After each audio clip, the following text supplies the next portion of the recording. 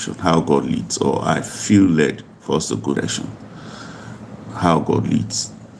In the book of Hebrews chapter 1, if you look at the first place, it just starts with this statement. God, who has sundry times and in diverse manners has spoken unto the fathers by the prophets, has spoken unto us by his Son. So it is very clear that God speaks very clearly. And he said in diverse manners, different times. So there are different ways in which he leads. There are different ways in which you can hear his voice. But he said he has spoken to us through Jesus in this time. So God leads. God speaks. Why is this so important to make this statement? Why? Because of the world we live in now. There's so much tragedy around. You hear about the earthquake in Japan, very tragic, very tragic, very tragic, and so many terrible things happening. And you begin to wonder, does God really speak in the midst of this? Can we still hear his voice? Is he still alive, or has he gone on break, or is he on leave now? Is he taking leave? Is he no more interested in whatever is happening? In the tragedy, in the pain, in the hurts, in the disappointment, not just at a national level, individual level. So many things are happening. There are tragedies we go through, and you want to hear the voice of the Lord. Like Job, you go around and say, where am I going to hear voice of God now? I need clarity. I'm in trouble now. I need to hear his voice. And at times, there are times like that, you just have a feeling that he has just simply gone silent on you. Because now you need to hear his voice. You're not hearing him. And you begin to get worried. And so many thoughts fly through your mind. So does he still lead? Oh, some people say, indeed. Some people tell you that in those days it spoke. Now, as technology has advanced, it's no more speaking. But the tragedy has not that. It's still the same.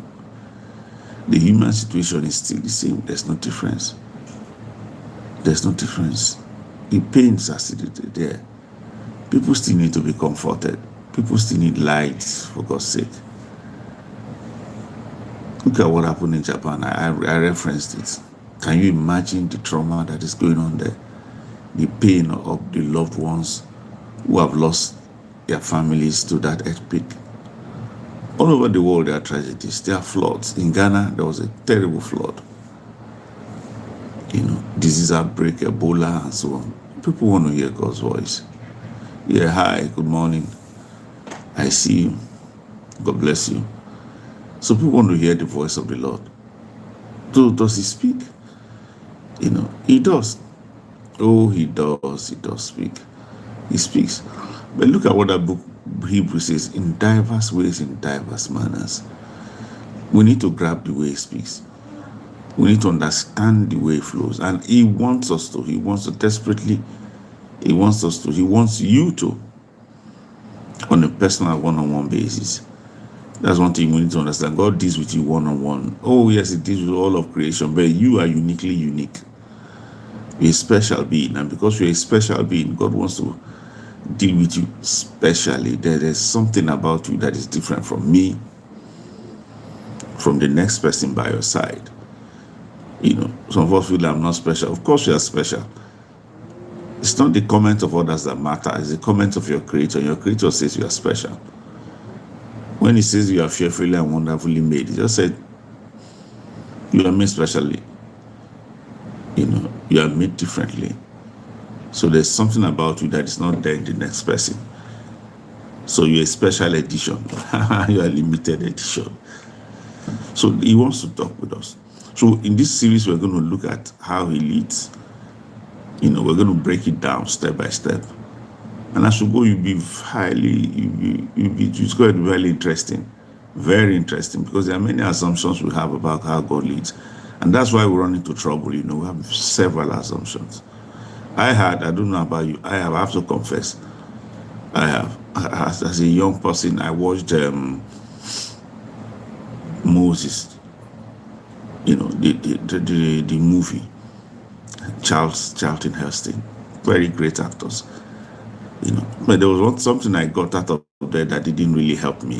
I just came out of with the thought that God will always talk with a booming voice. That's what I just thought. I mean, that's how he talks. His vocal cord. He's God. So when he talks about the whole earth must tremble all the time. It didn't help me. Because for many years, till now, I've not had that booming voice anyway. I wish I had, You know what I mean? Let me make it go. Moses. I've not had that. It would have been interesting anyway. I've not had that booming voice. And many times, that's what we're all looking for. The mighty voice. And because of that, we're missing. But in this series, as we go on, we begin to look at how he leads, how he flows. Sorry. He wants to lead you. He wants to make his heart clear to you. He wants to explain the process, certain processes to you. One-on-one. We're going to grab it. And God bless you. And if you have questions as we go along, please feel free to ask your questions. I will try to answer. God bless you.